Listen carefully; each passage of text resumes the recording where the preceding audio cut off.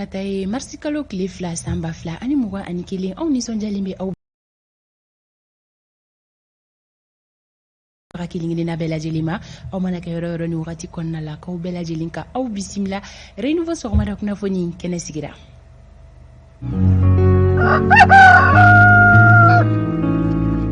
ce aw ka danaya la Renouveau télé sugantili la sɔgɔmada fɛ foli an b'o kurakuraya ko di an kanubaga kelen-kelenna bɛɛ lajɛlen ma solika wuli kɛbagaw an bɛ aw fo an mana sigi nin kɛnɛ kan a ka kan an ka fɔlɔ ka aw fo sabula solika wuli ale ma nɔgɔ cogoya si la aw minnu bɛ nin wagati kɔnɔna na ko aw ye aw ka baarakɛyɔrɔw la sɔrɔ ka ban n'aw ka télé bɛ Renouveau la aw bɛ ka Renouveau sɔgɔmada kunnafoni ma kɔnɔ ko nin ye kɛnɛ sigilen ye aw ye aw minnu fana bɛ anw lajɛ sokɔnɔnaw la don o don an bɛ aw bɛɛ lajɛlen fo an lamɛnbagajɛkulu an mana sigi nin kɛnɛ kan an tɛ ɲinɛ aw fana kɔ radio Renouveau lamɛnbagaw aw ni sɔgɔma radio Ɲilini ka bɔ Segu an bɛ Seguna lamɛnni ka foli kɛ sɔgɔmada in na radio Bɛnkan ka bɔ Kerewani radio Tiɲɛdugu ka bɔ Jura radio Futa ka bɔ Yanfoyila radio Bɛsago ka bɔ Kucala radio Kanaga ka bɔ Joro radio Kumakan ka bɔ Bila radio Jigiya ka bɔ San radio Naro Samaya ka bɔ Ɲɛwulini radio Dame ka bɔ Bɔrɔn radio Fasokɔnɔ ka bɔ Welesebugu radio Nciba FM ka bɔ Kati Falajɛ radio Nema FM ka bɔ Kasaro radio Tolérance ka bɔ Mopti radio Miracle FM ka bɔ Buguni radio Kusata 2 ka bɔ Jalakɔrɔbugu fo ka taa se radio Altakaduma ka bɔ Sikasokaw fɛ yen nɔ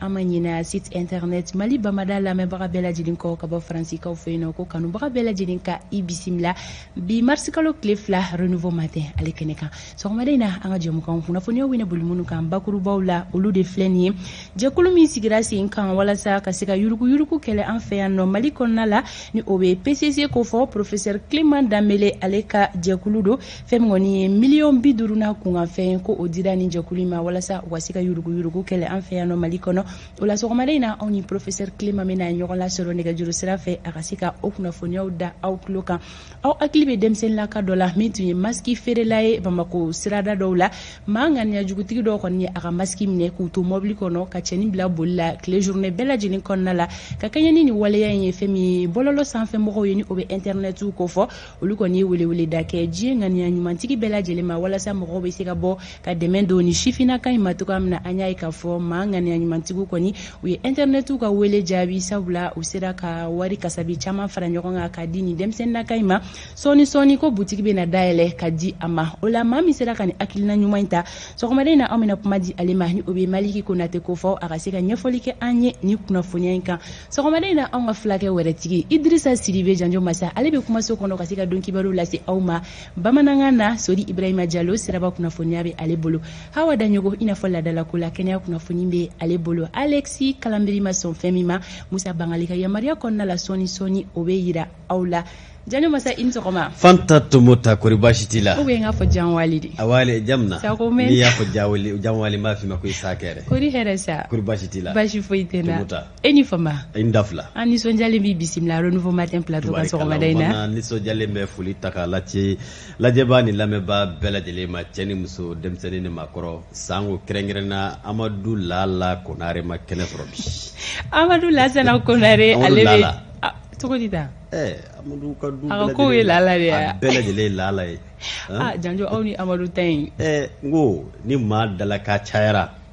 do da n'an da don kuma na baasi tɛ n bɛ Ala tanu Janjo Ala kana baasi k'i la an bɛ amina jɛ yarabi k'Ala fo k'a tanu k'a barika da ɲɔgɔn fɛ ka laban tuguni ka dugawu kɛla ka basigi fɔdula nati faso Maliba kɔnɔ ami Ala k'o dugawu kelen bɛɛ lajɛlen minɛ sanga kungurunin kɔnɔ i ni kanubagaw bɛna ɲɔgɔn lasɔrɔ don kibaru ale kɛnɛ kan yanni o cɛ wagati boloda cogo ale filɛ ni o ye météo ye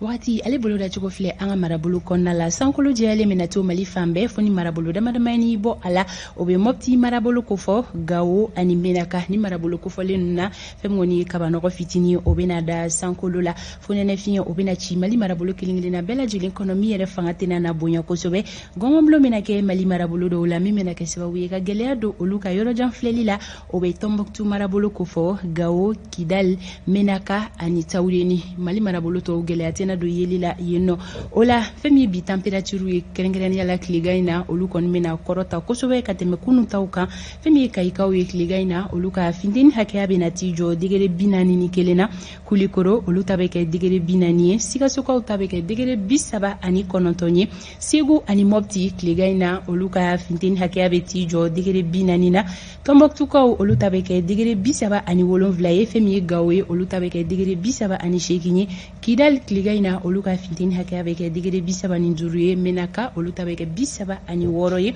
tawudinikaw ta bɛ jigin ka na degere 29 na bamako distriki kɔnɔna la tilegan in na funteni hakɛya bɛ na kɛ degere 39 de ye bamako n'a lamini bi sɔgɔmada in na kɛnɛ cira nɛgɛ kaɲɛ 6 o tɛmɛlen ni sanga 48 ye tile bɛna bin bamako n'a lamini na nɛgɛ kaɲɛ 18 o mana tɛmɛ ni sanga 40 ye ni wagati boloda cogo ye k'a di aw ma i n'a fɔ aw yɛrɛ b'a kalama a kun ye aw ka se k'aw tanaw bila dɔn aw mana kɛ mali marabolo kelen kelen na fɛn o fɛn na an bɛ ala deli k'a ka bi tarata tile hɛrɛ di an kelen kelenna bɛɛ lajɛlen ma Idrissa Sidibe Janjo Masa ale bɛ aw bisimila dɔn kibaru kɛnɛ kan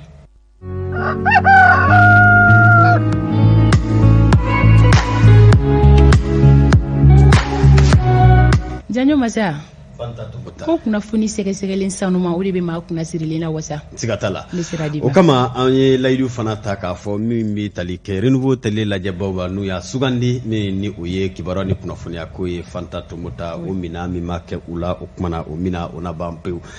an t'a ko bila dagrena la an b'a yira la k'a fɔ bakuruba fila bonyango baw min bi tali kɛ tawdeni gouverneur kungango kibaruya bi senna n'a sɔrɔ kulu minnu bɛ Bamakɔ yan n'o ye tawdenikaw ye olu kɛn bɛ ka jalaki bulongɛnden ɲɛsin marakɛbaw ma maa minnu ni olu sigiyɔrɔ bɛnnen don Tɔnbɔkutu ma n'olu fana ye tawdenikaw ye olu ye tanu ta ka ɲɛsin gouverneur ma o ye kibaruya ye an bɛna an da se min ma bi baarabila fana bi senna kɛrɛnkɛrɛnnenya na min ye kɛnɛya baarakɛlaw ye bolofa bɛɛ k'a dɔn kayikaw olu ta kan olu fana bɛna dabina don o la walasa ka walawalali kɛ aw bɛɛ lajɛlen an b'a fɔ ye k'aw bisimila bi sɔgɔmada joona don kibaru ta ko fɔlɔ kɛnɛ kan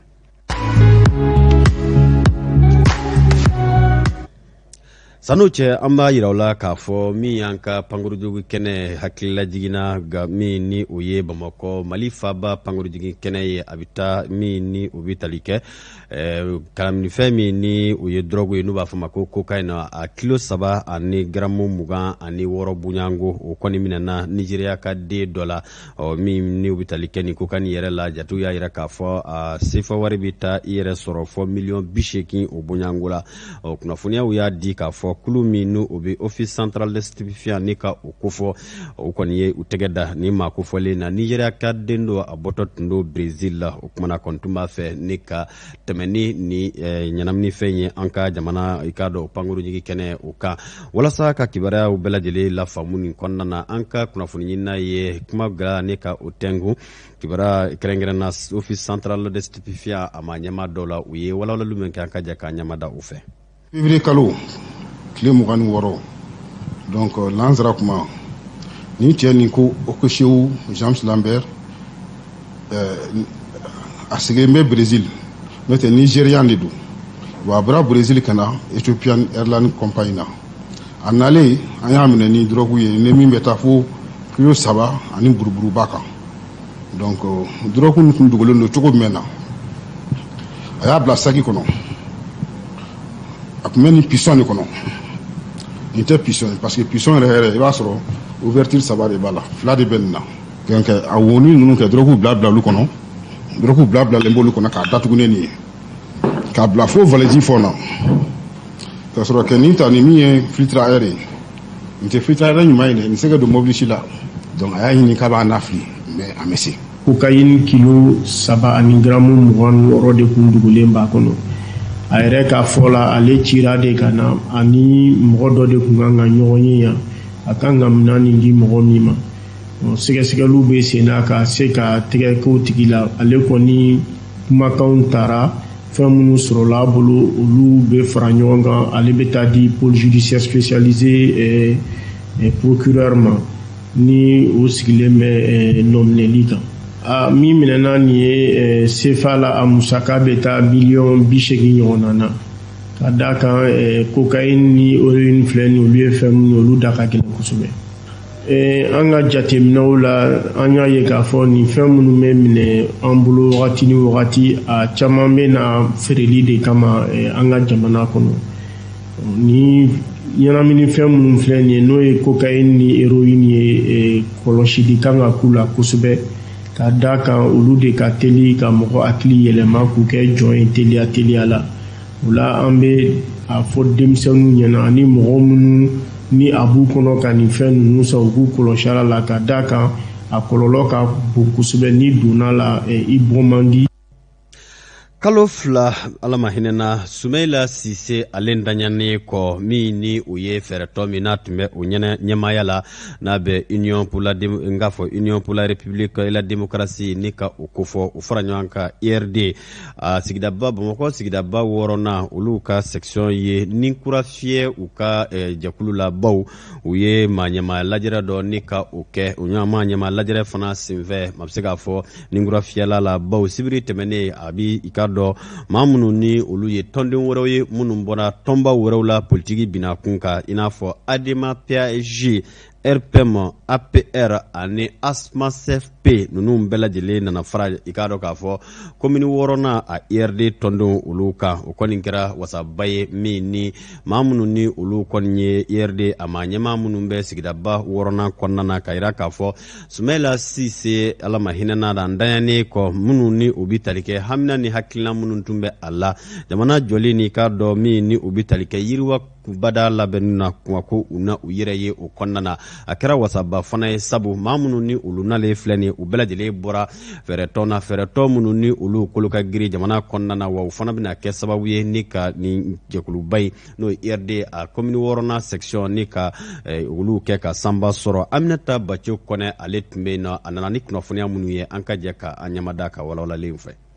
hali ni o y'a sɔrɔ IRD bɛ gɛlɛya kɔnɔna na nin wagati in na a ka bolofara min bɛ commune 6 kɔnɔna la olu ye u ka baaraw nun don minnu yɛrɛ sen fɛ makura caman ka bɔ ADEMA PSG RPM APR ASMA CFP ani mɔgɔ gansan wɛrɛw donni u ka parti la tasibila kɛlen kɔ ka ɲɛsi u ka ɲɛmakɔrɔ la Sumaila Sise IRD ɲɛma min bɛ sigida 6nan na ale kɔni y'a yira k'a fɔ ko bɛɛ lajɛlen kan ka dɔ fara cɛsiri kan walasa ka sankɔrɔta di u ka parti ma halisa. Président a ye cɛsiri mun kɛ tɔn in kɔnɔ a ye cɛsiri mun kɛ jamana kɔnɔ o kɛra sababu ye ka tɔgɔ ɲuman caman di an ka tɔn ma n'o y'a sɔrɔ président ɲɛna centre kelen de sirilen don an cɛ an ka sisan président kɔfɛ an kan ka kɛ cɛsiri jara 2 ye walasa tɔn bɛ se ka yiriwa tɔn bɛ se ka taa ɲɛ nin ye misaliya ye misaliya mun kan ka anw bila bi k'an tɛgɛ di ɲɔgɔn ma an ka furugufurugu dabila an ka ɲɔgɔn minɛ ɲɔgɔn cogo kan an ka ɲɛsin avenir ma sini bɛ dilan bi ye. Ni lajɛ in sen fɛ maakɔrɔw nalenw kɔni ye hakili jigin kɛ baarakɛtaw kan. Ne kuma fɛn caman ye politiki la a bɛ komi n bɛna politiki daminɛ kura de n ma fɛn caman ye mais n bɛ k'a ye sisan. Parti ɲɛma danga n'o ye Saliku Sanogo ye ale ye hakili jigin kɛ ko partidenw y'a yira k'a fɔ ko parti na se ka to ɲɛnɛmaya la Sumaila Sise tanganin kɔfɛ. Commune 6 mɔgɔw y'a yira n na ko an ka parti dɔ de bɛ fara a kan don o don a bɛ barika ka taa fɛ an b'a dɔn fana min kɛra commune 6 la a bɛna kɛ section bɛɛ de la commune 6 ka aw fo aw ka cɛsiri la k'a fɔ aw ka baara la an ka BN tɔgɔ la an ka tɔn tɔgɔ la an ka tɔndenw bɛɛ tɔgɔ la. Ka fara u ka bolofara min bɛ sigida 6nan na u ka bolofara min bɛ sigida 5nan na olu fana ye u ka baaraw nun don nin dɔgɔkun laban in na. Kulu min ni o ye tawdeni ani tawdeni ka den minnu ni olu sigiyɔrɔ bɛnnen don Bamakɔ ya u k'a ma ko collectif pour la promotion de la paix et la justice du tawdeni olu ye kunnafonidilaw ni ka u wele kunnafonidilaw tɔgɔlaso min n'u b'a fɔ ma ko maison de la presse Bamakɔkaw olu fɛ na sibiri don min bɛ tali kɛ ɲɔgɔn ye na a tun bɛ boli fɛn min kan o ye k'a yira k'a fɔ olu wasalen tɛ bi furancɛ fanga maaw olu ka i k'a dɔn mara kɛcogo la sango ka ɲɛsin tawdeni marabolo ma ma ani danaya dara maa minnu kan walasa olu ka kɛ jamana ka lasigidenw ye tawdenikaw olu fɛ yen nɔ u y'a yira k'a fɔ o ma ko fɔlen ninnu ko u ma bisimila minɛ tawdeni fɔlɔ u kɔni ye jalaki sɛbɛkɔrɔ ɲɛsin i k'a dɔn k'a fɔ tawdeni mara ɲɛmaya bɛɛ maa minnu bolo bi ani k'a yira k'a fɔ majɛ caman bɛ yen minnu ni olu kɔni kɛlen don ni ka nin yɔrɔ ni k'a lasɔrɔ k'a sɔrɔ kuma min ni olu mago bɛ a la ni kura bɛ se ka fiyɛ tawdeni marabolo la cogo min na n'o ye a region ye an ka kibaruya ɲini na n'o ye Bakari M Sidibe ale tun ye nin kɛnɛ in lasɔrɔ an ka jɛ ka ɲamada ka lasɔrɔlenw fɛ. Ka kɛɲɛ ni gɛlɛya dɔw ye Tawdeni région kɔnɔna na jɛkulu min bɛ yen n'an ko a ma le collectif pour la promotion de la paix et la justice de Tawdeni olu ye kunnafoni kɛnɛ dɔ sigi n'a kɛra kunnafonidilaw ka so la kɛnɛ min kɔnɔna na u ye weleda kɛ ka ɲɛsin an ka furancɛro fanga maaw ma. Autorité représentant de l'État o de kan ka sigi pour que u bɛ se ka ni bɛɛ labɛnni kɛ pour que région ka démarche de région ka daminɛ ka kɛ région ɲuman ye recensement ka kɛ mɔgɔw ka dɔn vraiment mun bɛ an ka malien ninnu ani mun bɛ kan des réfugiés ninnu la o commune o den ninnu pour que u bɛ se ka segin ka na u ka sigiyɔrɔ la donc u recenser ka dɔn donc an ye jateminɛ commune 30 in kɔnɔ problème bɛ 12 de la. 12 in bi parce que an y'a jateminɛ gouverneur a essayé ka mun fɛ parce que to mun sigira a y'a dɔn franchement o tɛ ale ka jama mɔgɔw ye donc maintenant 12 mun tora problème bɛ yen depuis problème mun bɛ mɔgɔw yɛrɛ sigilen don dɔrɔn liste bɔra ka taa a yɛrɛ ma comme si Mali kan ka continuer ka kɛ nomination simple ye sans appliquer ka jamanadenw impliquer ko in na donc o de problème parce que an ka yɔrɔ la bɛɛ b'a dɔn ni ko bɛ kɛ bɛnkan ka ɲi parce que conflit kɛlɛ kun bɛ zone mun na il faut minimal quand même i ka chef de village ninnu chef de fraction ninnu kadi ninnu impliqué ani musotɔ ninnu ni jeunesse tɔ ninnu u ka bɛn ko la an yɛrɛ y'a faamu bi ka Mali sɛgɛnna an man ka continuer ka Mali joli bɔ o man ka kɛ tuguni parce que Mali tɔrɔla Mali ye ni d'an ma Mali ye an bila kalan na Mali y'an bila an ka kɛ bi an bɛ cogo min na Mali sababu la an kɛra ye donc vert jaune rouge o de y'an ka fierté ye donc franchement o de kama an bɛ ɲini conférence de presse kɛ ka yira autorité Mali aujourd'hui gouvernement la u k'u jɔ jɔyɔrɔ la parce que bi conflit communautaire ninnu o de ka jugu ni fɛn bɛɛ donc u ko alerter ka jɔ depuis maintenant ka yira la jamanadenw n'u ye mun décider o de kan ka. Ayiwa o waati kelen la hakilila jiginna sibirido ni collectif kɔni ye i k'a dɔn jalaki ta ka ɲɛsin furancɛ fanga mɔɔw ma min bɛ tali kɛ ntɛnɛn fana na minnu ni u ko kulu min fana ma ko coordination des populations de la région de Tawdeni olu kɔni y'u ta kɛ taama yɛrɛ de ye ni ka Tombouctou i k'a dɔn ale bɔlɔn furancɛ ka o minɛ ka bɔ ka fa walasa ka yira k'a fɔ olu kɔni bɛ foli ani bonyamasegin ta ka ɲɛsin furancɛ fanga ma ɲɛmaaw ma baw olu ka yela min bɛ tali kɛ i k'a dɔn k'a fɔ baaraw la olu kɔni bɛ ka sɛbɛkɔrɔ kɛ kosɛbɛ k'u bɛ wele fana bila furancɛ fanga kɛbaaw ma u ka se ka jija ni ka o fara u boloda la o kulu min ni o ye coordination des populations de la région de Tawdeni u ka nin taama in kɔnɔna na u ye a yira k'a fɔ majɛngɛ minnu ni olu bɛ yen ko dɛmɛ ni dɛmɛɲɔgɔnya b'i ta ka ɲɛsin furancɛ fanga ma ɲɛmaaw ma ko ka sabu kɛ mun ye kabi waati min na danaya dara i k'a dɔn k'a fɔ mara kɛbaa minnu ni o ye jamana ka lasigiden minnu bɛ yen k'o kɔni kɛ bɛ sababu ye walasa min bɛ tali kɛ gɛlɛya minnu bɛ Tawdeni marabolo kɔnɔna na ka caman bɛ o la anw ka lasigiden min bɛ i k'a dɔn Tombouctou Boubacar Gite ale de y'o kibaruyaw lase an ma.